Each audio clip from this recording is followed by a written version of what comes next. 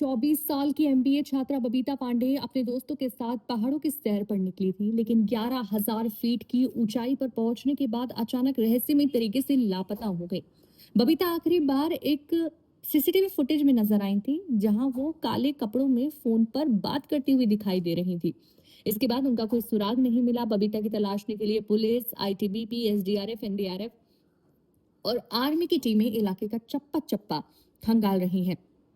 एक झील में भी बड़े स्तर पर सर्च ऑपरेशन चलाया गया, जहां गोताखोरों की मदद से गहराई तक की तलाश ली गई, लेकिन अब तक बबीता का पता नहीं चल पाया है।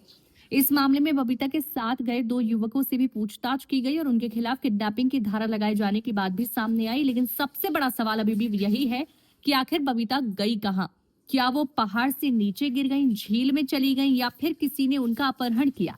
जांच में एक और चौंकाने वाली बात सामने आई कि बबीता और उनके साथियों के पास कथित तौर पर फर्जी परमिट था। परमिट स्कैन करने पर किसी दूसरे व्यक्ति की जानकारी सामने आने की बात कही गई, जिससे सुरक्षा व्यवस्था और परमिट जांच को लेकर भी गंभीर सवाल खड़े हुए हैं। बबीता के परिवार की तरफ से भी अपहरण की आशंका जताई गई है। उनके भाई का कहना है कि बबीता को ट्रैकिंग का काफी अनुभव था और अगर वो किसी परेशानी में होती तो परिवार से संपर्क करने की कोशिश जरूर करती। वहीं परिवार का दावा है कि बबीता ने घर पर बताया था कि वो अपनी महिला मित्रों के साथ ट्रैकिंग पर जा रही हैं, जबकि जांच में उनके साथ 2 युवकों के होने की बात सामने आई। इसी वजह से मामले की गुत्थी और उलझ गई है।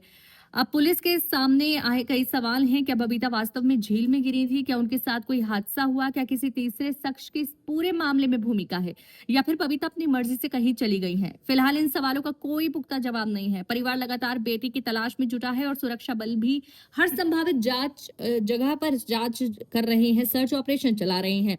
कई दिनों की तलाश के बावजूद जब कोई ठोस सुराग सामने नहीं आया है, तो बबीता पांडे की गुमशुदगी की गुत्थी लगातार गहराती जा रही है।